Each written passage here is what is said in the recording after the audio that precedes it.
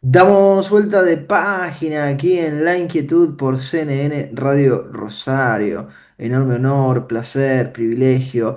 Es un amigo, es abogado, educador, escritor. Acaba de publicar sus dos más recientes libros sobre dos temas verdaderamente apasionantes. Uno es Liberalismo Democrático, un marco para la libertad en superación del autoritarismo, el estatismo y el anarquismo. Por si ese tema no fuera suficiente, este amigo mío que ahora les voy a decir el nombre, saca al mismo tiempo otro libro sobre otro tema muy interesante que es Pedagogía Integral por Niveles de Profundidad, una propuesta neuroeducativa para superar el memorismo y el igualitarismo. No es otro que Rafael Eduardo Micheletti, Rafa para los amigos, que está aquí del otro lado de la línea. Rafa, ¿cómo estás? Garrett te saluda.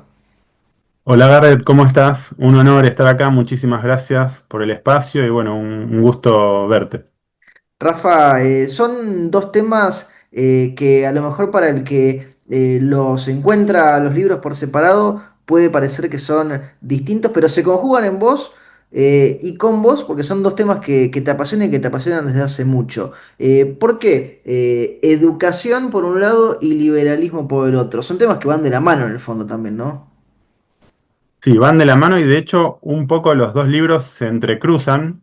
En el libro de liberalismo en un momento aludo a la educación, bueno, y viceversa, en menor medida a la inversa.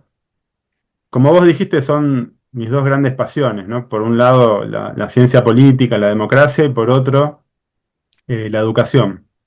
Que además, bueno, son también para Argentina, creo yo, dos temas fundamentales, hoy en día polémicos, muy discutidos y en crisis ambos, en cierto modo, la calidad democrática por un lado y la calidad educativa por el otro. Empecemos por lo educativo, ¿no? Porque es un tema que a mí también me preocupa y que la Argentina, lamentablemente, en los últimos años siempre aparece mal en los rankings. No cuando aparece, porque hemos tenido algunas Cada vez oportunidades. peor. Sí, no, y en las que se han hecho las cosas tan mal que ni siquiera nos han rankeado, ¿no? Por truchar resultados o por presentarlos de Sí. una manera en la que no resulta confiable. ¿Vos proponés una pedagogía integral por niveles de profundidad? ¿Qué es esto de los niveles de profundidad? ¿De qué se trata? Bueno, la tesis básica del libro, el libro es académico, pero busca no ser academicista, o sea, intenta estar explicado de un modo que sea accesible para cualquier persona interesada en temas educativos. Y la tesis básica es que el ser humano y la educación ocurren, en cierto modo, en cinco planos, cinco niveles de profundidad, de los más superficiales a los más profundos, son informacional, competencial, cognitivo, emocional y volitivo. Esos cinco niveles de profundidad están interrelacionados, todos son importantes, todos se influyen y dependen mutuamente. Y bueno, uno de los grandes errores en las últimas décadas, de la mano de lo que se denomina en el libro pedagogía igualitarista, Sí. que engloba varias corrientes interrelacionadas, bueno, es justamente haber descuidado los dos extremos de estos niveles de profundidad. El más superficial, que igual es muy importante, el informacional, porque la enseñanza informacional entrena, ¿no?, la capacidad de procesar información, los hábitos de estudio, un montón de cuestiones que hoy en día se perdieron. Y también el más profundo de todos, que es el volitivo, el relacionado con la fuerza de voluntad, los hábitos, las funciones ejecutivas. Al descuidar esos dos extremos, la pedagogía igualitarista genera un resultado educativo muy pobre, porque como dijimos antes, todos los niveles de profundidad se apoyan mutuamente y se sostienen entre sí. Y lo que vemos son los resultados nefastos, no solo en Argentina, sino en gran parte de Occidente, eh, porque los alumnos avanzan de grado o de años sin haber aprendido, muchos egresan sin capacidad de comprensión, siendo analfabetos funcionales, Sí, solamente a No veces hay, para no hay poner las exigencia. estadísticas, ¿no, Rafa? Porque en ocasiones los gobiernos en distintas partes del mundo dicen, hagámoslo pasar de año para que parezca que todo funciona cuando en realidad nada funciona. Sí, tal cual. Justamente en una parte del libro se analiza el arte de la sana exigencia, ¿no? Cómo medir la exigencia, hasta dónde, cómo lograr un equilibrio y todas las resistencias que tiene la exigencia, resistencias emocionales, personales, familiares, políticas. Los políticos muchas veces para mejorar las estadísticas educativas presionan para que pasen de grado, para que se reciban y después no les importa si después no tienen las competencias básicas, si no pueden conseguir trabajo, si no pueden cumplir un horario en el trabajo, sostener una mínima disciplina. Bueno, y obviamente sin exigencia, con el facilismo, se le hace un daño enorme porque lo condenás de por vida. El cerebro pierde plasticidad con el tiempo y cada vez es más difícil modificarlo. Haces una crítica al memorismo, ¿no? Que en la que yo coincido, además, vos y yo, los dos pasamos por una carrera en la que todavía se sigue enseñando a nivel universitario y se sigue forzando a la gente a aprenderse cosas de memoria, como lo es abogacía, como lo es derecho. ¿Cuál es la opción frente a esta manera de enseñar en la que nos han forzado a prácticamente todos a aprendernos datos de memoria, fechas, definiciones y demás, muchas de ellas que después a lo mejor no tienen, o la gran mayoría no tienen utilidad práctica? Bueno, la memoria no está mal. Entrenar la memoria está bien. Incluso aunque vos te olvides lo que te enseñaron, estás entrenando la memoria y te va a servir en el futuro. El problema del memorismo es cuando se queda solamente en eso. El plano informacional, que es el más superficial, tiene dos aspectos, la memoria y la comprensión. Entonces, la memoria tiene que estar presente, pero no puede basarse solamente en eso, y es necesario que la información se transmita con el objetivo de comprenderla y de usarla. Eh, Justamente el memorismo se queda corto en ese aspecto, exagera lo informacional desde la perspectiva memorística. Y bueno, no entrena un montón de otras competencias, facultades y demás. Pero la memoria es importante, porque si descuidamos la memoria es como que te falta el origen, la materia prima, y eso también, que bueno, eso es un poco lo que hizo el igualitarismo y toda la pedagogía facilista de las últimas décadas, ¿no? Estaba demonizada la memoria, entonces no había que memorizar nada, Mm. no había que exigir en ese sentido. Y bueno, también terminó generando un resultado peor todavía que el de la educación más tradicional y memorística, que tampoco era tan del todo memorística, ¿no? El Sí, proyecto sí. educativo, Eh, el eh, proyecto educativo moderno no tardó en evolucionar hacia una combinación entre memorismo y comprensión. Pensaba recién, vos y yo tenemos casi la misma edad, ¿no? 1 o 2 años de diferencia. Yo soy de la época, a lo mejor vos también, puede ser que no también, en la que no te forzaban a practicar la caligrafía en la escuela, porque se les había metido esto de la teoría de la psicogénesis, ¿no? Dejemos que los niños hagan la letra como puedan, no les hagamos practicar ahí ni la cursiva ni nada. Mi letra es horrible, sí, como si fuera letra de médico. Sí, la mía también, Bueno, somos de una época compartida. Todavía seguimos pagando, ¿no? Los errores en la Argentina, hablo, pero probablemente vos que lo has investigado me puedes decir si también en otras partes, de ir cambiando también todo el tiempo de ideas, e ir probando cosas que no están chequeadas y no les dejamos avanzar y probamos otras y estamos siempre también tal cual. jugando como con el futuro de la gente, ¿no? Tal cual, es tal cual vos lo decís, Garrett. Se experimentó con la gente, con la educación, que justamente experimentar y jugar con la educación es experimentar y jugar con el futuro de la gente, que es terrible. Porque los métodos que estaban probados, hoy en día las neurociencias en gran medida están reivindicando métodos tradicionales, no para todo, no durante toda la trayectoria educativa, pero sí en algunos aspectos, como la alfabetización inicial y temprana, por ejemplo, que ahora se está demostrando que los métodos tradicionales que se llaman fonológicos estructurados, a repetición, eh, son los que te consolidan y automatizan el procesamiento de las palabras y cuando eso está consolidado y automatizado, entonces se libera energía y espacio en la mente, se libera memoria de trabajo y capacidad atencional para que vos mientras lees o mientras escribís puedas estar relacionando, comprendiendo, creando, elaborando. Si vos eso no lo tenés muy aceitado, muy consolidado y automatizado, te consume una energía que no te permite abocarte al otro. Sí, Messi de Entonces, chico y de adolescente pateaba la pelota 1000 veces frente al arco, claro, además del talento que tuviera él, pero digo, en algún momento se pasó horas y horas practicando los tiros libres y los penales y mover el pie con la pelota, ¿no? claro, lo repetitivo, lo mecánico, en cuestiones estratégicas, tiene que estar. No puedes quedarte en eso, estamos de acuerdo, pero tiene que estar. Se borró de un plumazo todo los métodos probados, los que funcionaban, y no se construyó sobre eso, se lo borró. Y bueno, y los resultados están a la vista.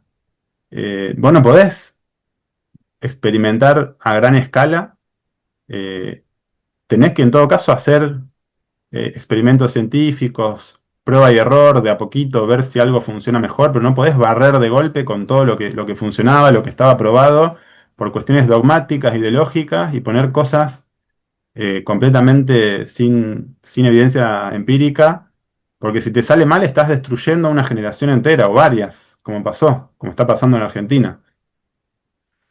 Pensaba recién, porque hablabas de la plasticidad del cerebro y demás, ¿cómo ves la irrupción de la inteligencia artificial en el mundo de la educación? Bueno, obviamente es todo muy nuevo, está todo por verse, pero cuando hay grandes revoluciones tecnológicas suele haber un periodo de crisis hasta que las instituciones y las regulaciones se adaptan al nuevo entorno tecnológico. Eso pasó, por ejemplo, con los celulares. Hoy en día, los neurocientíficos, los psicólogos, cada vez más hay mucha evidencia de que crecer con un celular inteligente, con un smartphone en la mano, es muy dañino para los niños. Eh, No es que, no es que no haya que usarlo con fines educativos, pero no pueden crecer con eso en la mano y que sea algo incorporado y naturalizado, porque no permite el normal y sano desarrollo del cerebro, genera niveles de ansiedad, etcétera, adicciones. Bueno, entonces la tecnología hay que regularla. Yo creo que con la inteligencia artificial va a pasar lo mismo. Hoy en día se está volviendo mucho al papel. La lectura digital se está demostrando que no se consolida y no es tan profunda como la lectura en papel. El ser humano no está adaptado evolutivamente eh, ni siquiera a la lectoescritura, porque llevamos 5.000 años de lectoescritura, pero mucho menos a las pantallas. Entonces yo creo que hay que regularlo eh, y de a poquito ir probándolo e insertándolo para lo que se demuestre que es útil y no dañino. Por ejemplo, la inteligencia artificial le puede ahorrar mucho tiempo al docente y eso le va a permitir al docente dedicarle más tiempo a lo más valioso, que es el seguimiento, la evaluación, una educación más personalizada, más cercana, abocarse a los que tienen más dificultad, que el que tiene más facilidad y ya demostró un nivel de desempeño aceptable pueda seguir entrenándose un poco o consolidando con la inteligencia artificial y el docente estar más abocado al que tiene dificultad. Pero bueno, no puede ser que el alumno esté siempre con acceso a la tecnología y con acceso a la inteligencia artificial, porque si no, no se van a entrenar muchas funciones que son necesarias, que son la base, para que después vos puedas usar la inteligencia artificial de manera inteligente, eficiente y responsable. Tenés en el libro, Rafa, un diagnóstico, ¿no? De lo que pasa. ¿Qué se hace? ¿Qué tenemos que hacer para que la educación mejore y para que la educación mejore en la Argentina, además, ¿no? Bueno, volver a los métodos comprobados científicamente, en gran parte volver a los métodos tradicionales e ir innovando de manera prudente, con evidencia empírica, y si vemos que eso no funciona, volver atrás, pero la base tienen que ser los métodos tradicionales probados y de a poco ir diversificando la enseñanza, adaptándola obviamente a la demanda laboral de estos tiempos y del futuro y contemplar justamente los 5 niveles de profundidad, ¿no? Que todos son importantes. Lo informacional, con memoria y comprensión, lo competencial, o sea, que la escuela enseñe competencias necesarias para la salida laboral actual, lo cognitivo, que es el entrenamiento de las inteligencias, eh, que eso también es muy importante y es algo muy, muy profundo, muy lento y a largo plazo, pero se tiene que empezar a hacer desde edades bajas, donde el cerebro es más plástico. Y lo emocional y lo volitivo, que tiene que ver también con lo espiritual. eh, que haya un equilibrio y que todos los niveles de profundidad sean contemplados. Y la verdad es que estamos en una situación de tanta caída en los indicadores y el desempeño educativo que no se va a poder hacer de un día para el otro y hay que arrancar de abajo, desde las edades más bajas, desde los primeros años de escolaridad, para que esto de a poco vaya renovándose y cambiando. Yo sé que es difícil porque en la Argentina la educación privada, realmente privada, no existe, es de gestión privada, pero vos dirigís desde hace varios años una prestigiosa institución. ¿Qué vas pudiendo poner en práctica de todo esto que planteas en el libro en la institución que dirigís, Rafa? ¿Qué vas pudiendo hacer para que desde el granito de arena que uno aporta las cosas funcionen mejor? Bueno, obviamente somos todo un equipo y bueno, muchas cosas se pueden poner en práctica y se han puesto en práctica. El sistema educativo argentino es bastante centralizado, no le da mucha autonomía a las escuelas, entonces ahí tenés una traba. Sí, toda la responsabilidad y todo el dinero Sí, para la entidad propietaria que lo tiene que poner, pero luego todas las reglas por parte del Ministerio y del Estado, ¿no? sí, así todo hay muchas cosas que se han podido hacer y hay muchas más que se pueden seguir haciendo. Eh, la verdad es que hay mucho, a nivel país en general, digo, ¿eh? Hay mucho que se puede hacer sin gastar un solo peso. Eso es lo que a uno más lo desespera, ¿no? Porque obviamente somos un país pobre, en crisis, no va a sobrar el dinero en educación, por lo menos por varias décadas. Hay que invertir en educación, hay que pagarle más a los docentes, que sea más atractiva la carrera docente, pero al mismo tiempo tenemos que generar desarrollo económico, porque si no generamos desarrollo económico, los recursos siempre van a ser escasos. Pero hay mucho que se puede hacer sin gastar un solo centavo. Por ejemplo, devolverle autoridad al docente dentro del aula, que el aula pueda estar ordenada, que se pueda escuchar en silencio, que se acostumbren y habitúen los alumnos a prestar atención, al respeto, a los hábitos, volver a la sana exigencia, que nadie pase de años sin haber aprendido, que restaurar el sistema de incentivos, generar hábitos de estudio, entrenar las funciones ejecutivas. Bueno, hay un montón de cosas. Diversificar la currícula en el sentido de tratar de abarcar diversas competencias, los distintos niveles de profundidad, las distintas inteligencias. Hay mucho que se puede hacer sin gastar dinero. Me gustó eso. Liberalismo Democrático es el otro libro que publicaste al mismo tiempo que Pedagogía Integral por Niveles de Profundidad. Y estamos en una época en la que yo diría que no solamente en Argentina, seguro en todo el mundo hispanoparlante, liberalismo y libertad son palabras que se pusieron de moda, ¿no? ¿Cómo Sí. definirías esto de liberalismo democrático en un contexto donde todo el mundo habla de liberalismo? Bueno, se habla mucho del liberalismo y también del libertarianismo, que ahí hay una suerte de diferencia. El liberalismo democrático defiende la libertad económica, pero también la libertad política, y no solamente acepta la democracia como una regla de juego para evitar la violencia, sino que la ve como un factor primordial de desarrollo económico y social. Es decir, la calidad democrática hace al desarrollo. No alcanza solamente con achicar el Estado y bajar impuestos, que está bien, pero tenés que mejorar la calidad democrática.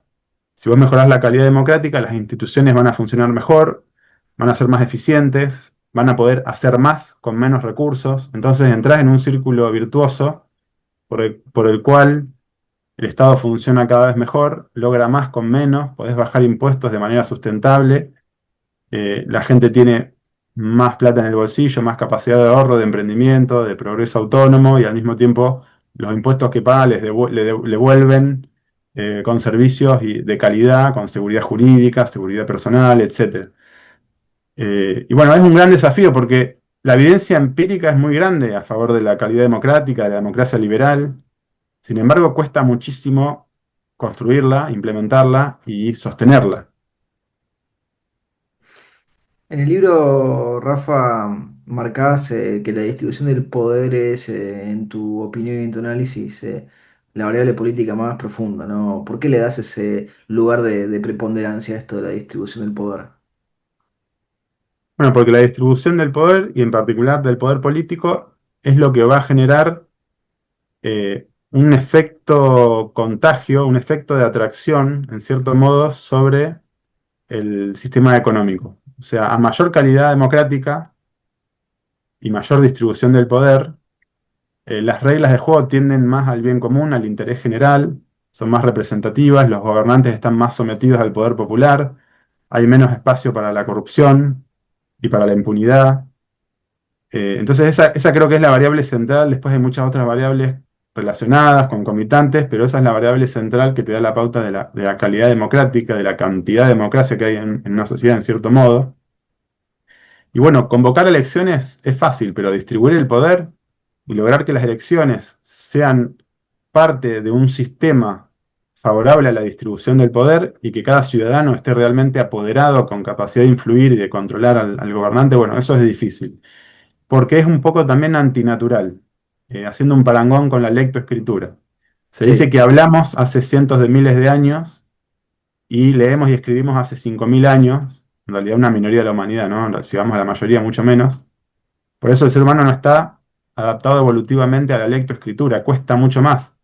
El niño aprende a hablar absorbiéndolo del entorno, nadie le tiene que enseñar, porque tiene en el cerebro un sector preparado para eso. En cambio, la lectoescritura es distinta. El cerebro tiene que transformar y readaptar un sector dedicado a reconocer rostros y objetos, reconvertirlo para que pueda reconocer letras y palabras y significados. Entonces,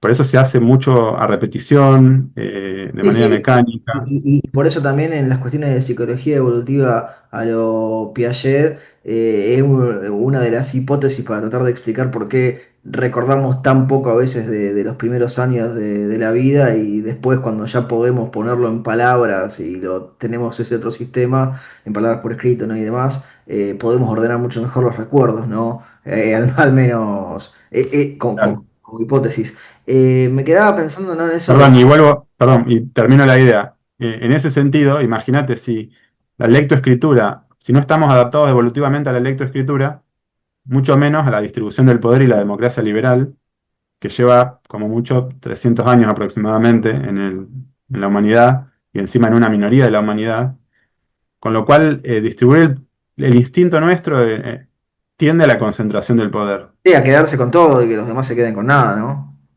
Sí, y también a someterse a un líder fuerte que te proteja. Entonces, la distribución del poder es difícil y hay que sostenerla con mucha cultura democrática, mucho compromiso cívico, mucho sacrificio ciudadano. Y bueno, no es fácil sostener eso. Me veo obligado porque en el contexto en el que estamos charlando es en la semana en la que la Corte rechaza la queja de Cristina Fernández de Kirchner. ¿Cómo ves la discusión por los procesos democráticos y por la institucionalidad en la Argentina hoy por hoy, ¿no? Porque también hay pujas de poderes constantes en nuestro país. Sí, yo creo que en las últimas décadas la institucionalidad democrática resistió. No, no tenemos mucha calidad democrática, pero hay una base que resistió y no es menor. Resistió el embate de un proceso populista autoritario como el kirchnerismo de izquierda, y eso fue un gran avance. La Constitución del 94 también en algunas cosas empeoró la calidad democrática, pero en otras la mejoró. Entre ellas, se exige 2/3 del Senado para aprobar a los miembros de la Corte Suprema. Eso genera un órgano de última instancia que tiene serias garantías de independencia porque se eligen y se remueven los miembros de la Corte Suprema por amplio consenso. Bueno, Milei hace poco trató de saltearse ese paso que me parece de una gravedad institucional enorme, por suerte no lo logró. Macri ya había amagado con eso, eh, pero bueno, creo que hay ciertas institucionales que están resistiendo y bueno, ahora se abre el interrogante de si Milei, si la libertad avanza, va a favorecer tanto la libertad económica como la política, si va a rechazar el populismo autoritario, la tentación populista, y va a apostar por la calidad democrática, o si por el contrario van a intentar quedarse con todo el poder y van a generar un populismo de derecha que hay que ver si las instituciones democráticas argentinas lo resisten o no, en caso de que se suceda. Te llevo, Estamos en un momento de mucha incertidumbre y de mucha disyuntiva.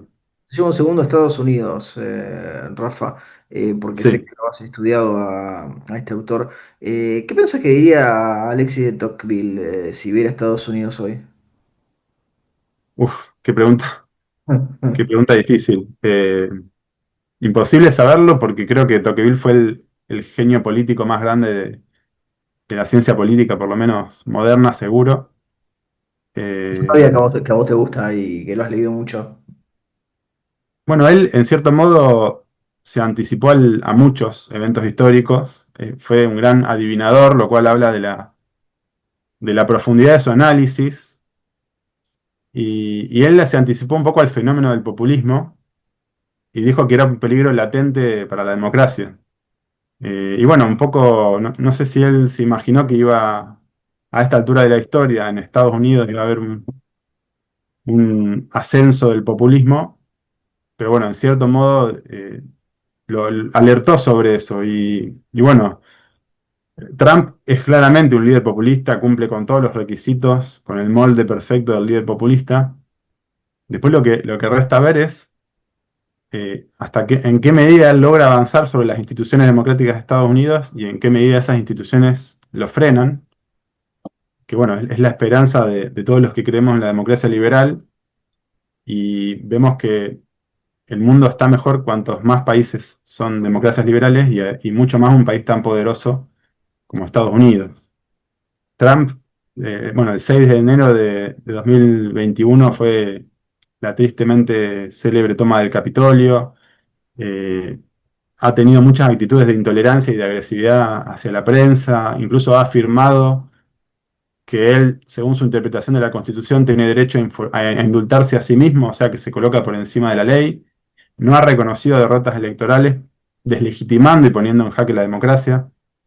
Eh, es un líder populista autoritario, claramente, y si no avanzó más en el autoritarismo fue porque las instituciones de Estados Unidos lo frenaron. Pero bueno, cuanto más se golpean esas instituciones, cuanto más tiempo pasa el líder populista en el poder, eh, más probabilidad de que esas instituciones empiecen a ceder. Así que bueno, es un fenómeno preocupante en cierto modo.